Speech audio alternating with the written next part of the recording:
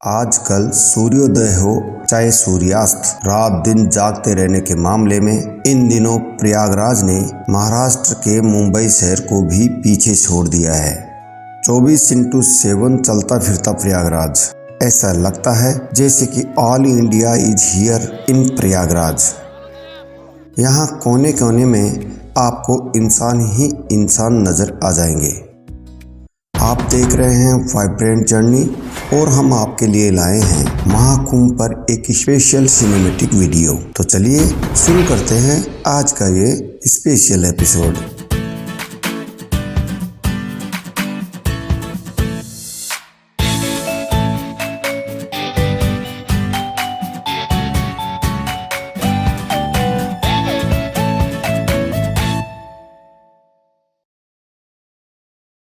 उत्तर प्रदेश के प्रयागराज में 4000 हेक्टेयर भूमि पर महाकुंभ नगर बसाया गया है, जिसमें लगभग 40 करोड़ से भी ज्यादा लोगों के पहुंचने की संभावना है।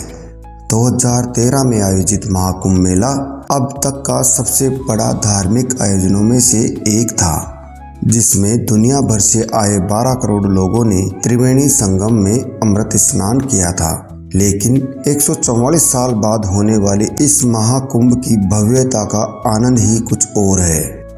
उत्तर प्रदेश शासन की ओर से महाकुंभ के आयोजन हेतु बजट में 6382 करोड़ रुपए का प्रावधान किया गया है।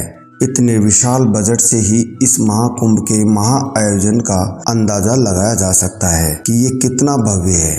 हर बार महाकुंभ का आयोजन प्रयागराज में त्रिवेणी संगम पर किया जाता है, जहां गंगा, यमुना और सरस्वती तीनों नदियों का आपस में संगम होता है।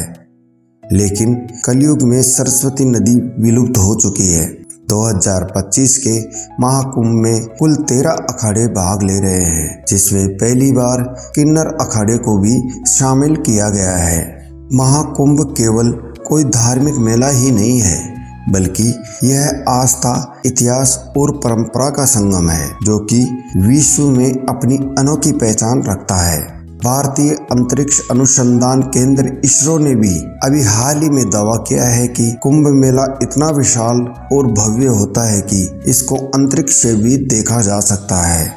किसी भी रास्ते से आप बस प्रयागराज में आयोजित भव्य महाकुंभ में पहुंच जाइए और अपने वाहन को प्रशासन द्वारा बनाई गई सैकड़ों पार्किंगों में से किसी भी एक पार्किंग में खड़ा कर दीजिए और चल दीजिए संगम घाट की ओर। यहाँ आपको हजारों लोग स्नान करने के लिए जाते मिल जाएंगे।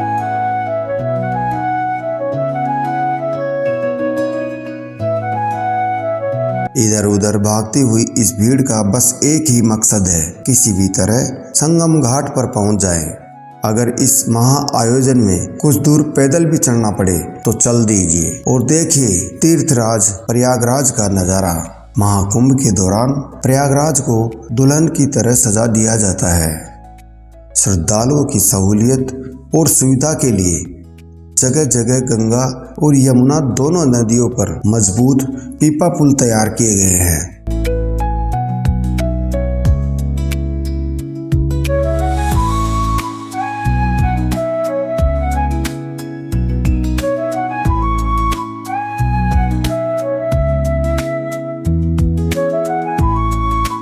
स्थानीय प्रशासन द्वारा यहाँ कई सारे स्वागत द्वार बनाए गए हैं। इन द्वारों के नाम में भी पौराणिक ग्रंथों में उल्लेखित शब्दों का ही प्रयोग किया गया है। समुद्र मंथन द्वार, डमरू द्वार, अश्व द्वार आदि। सैकड़ों फुट चौड़े रास्ते और इन पर बिछाई गई लोहे की चादरों से नदी की सूखी रेत में श्रद्धालुओं के पैर व गाड़ियों के टायर धंसने की संभावना नहीं रहती। रास्ते के दोनों ओर बड़े बड़े संतों के अखाड़े व विश्राम गृह बनाए गए हैं। यहाँ पर कुछ लोग अपनी रोजी रोटी का जुगाड़ करते भी मिल जाएंगे।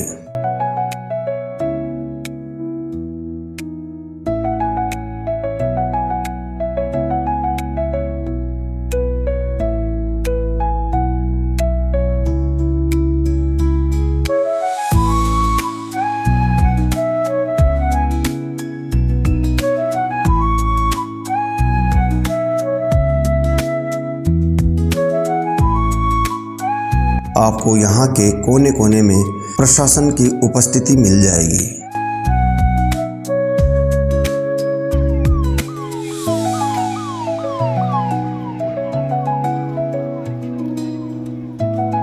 यहाँ देश विदेश के सैकड़ों दानदाताओं और भामाशाहों ने निःशुल्क भोजन व्यवस्था कर रखी है।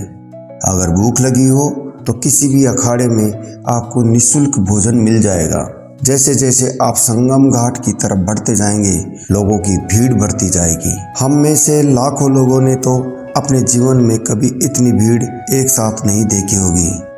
यहाँ पर प्रशासन के बहुत से लोगों द्वारा श्रद्धालुओं की हर समस्या का समाधान करते देखा जा सकता है। इस भीड़ में आपको हर कोई स्नान करते हुए या स्नान करने की तैयारी करते दिख जाएगा। घाट पर नहाते हुए इन हजारों लोगों को देखकर आप ये कतई नहीं कह सकते कि यहाँ कौन अमीर है और कौन गरीब। माँ गंगा की गोद में सब समान है। उसका निर्मल और पवित्र जल सबके लिए समान है। इस संगम में स्नान करने से पीढ़ियों के पाप धुल जाते हैं। एक हेलीकॉप्टर संगम घाट समेत पूरे महानगर की पेट्रोलिंग करता है और श्रद्धालुओं पर पुष्प वर्षा करता है। त्रिवेणी घाट पर स्नान करने के बाद सभी श्रद्धालु पूजा अर्चना भी करते हैं। लोग माँ गंगा को दीपक जलाकर श्रीफल व फूल अर्पित करते हैं। माना जाता है कि ऐसा करने से वे अपने पूर्वजों की मुक्ति के लिए माँ गंगा से प्रार्थना करते हैं। संगम में डुबकी लगाने से पहले अपने जीवन के समस्त भार एक तरफ रख दीजिए और निश्चिंत होकर माँ गंगा के जल का आचमन कीजिए। अगर संभव हो तो जीवन में कम से कम एक बार अपने जीवन साथी के साथ कुंभ या महाकुंभ के संगम पर डुबकी जरूर लगाएं। आपका व आपके जीवन साथी का मंगल हो जाएगा।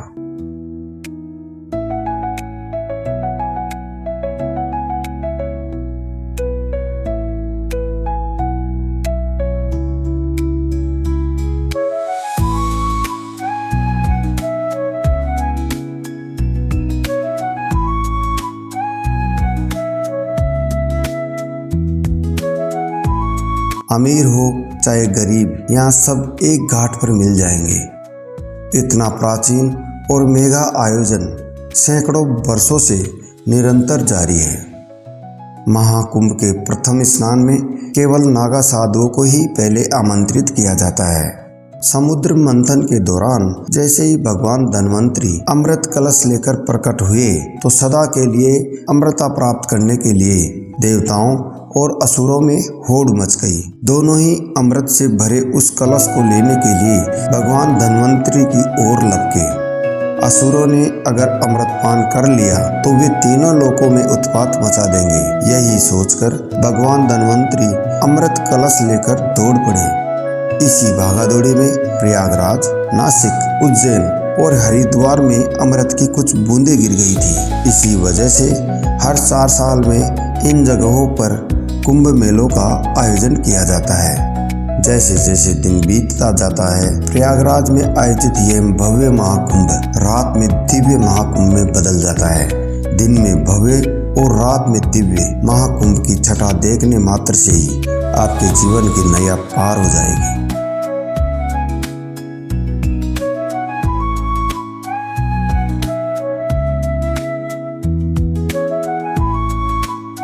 लोग यहाँ से माँ गंगा का जल भी लेकर जाते हैं। इस पवित्र जल का सनातन धर्म में बहुत महत्व है। इस जल को श्रद्धालु पूजा पाठ आदि में काम लेते हैं।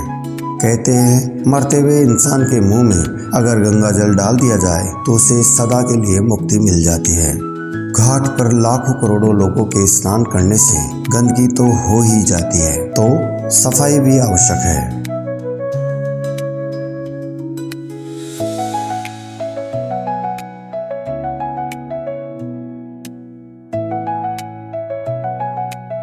कुछ श्रद्धालु तो संगम क्षेत्र की मिट्टी भी अपने घर लेकर जाते हैं। इनका मानना है कि यहाँ लाखों साधु संतों ने इस धरती पर अपने पांव रखे हैं और संतों के चरणों की धूल का सनातन धर्म में एक अलग ही महत्व है।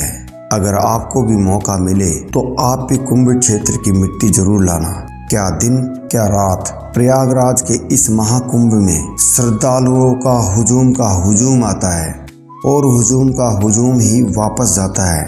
कहना तो पड़ेगा, उत्तर प्रदेश शासन प्रशासन ने साधारण से कुंभ को भव्य महाकुंभ में तब्दील करने के लिए जो इंतजाम किए हैं वो काबिले तारीफ है। संगम स्नान कर पुण्य प्राप्त करें। इन एरिया में जो भी पुलिस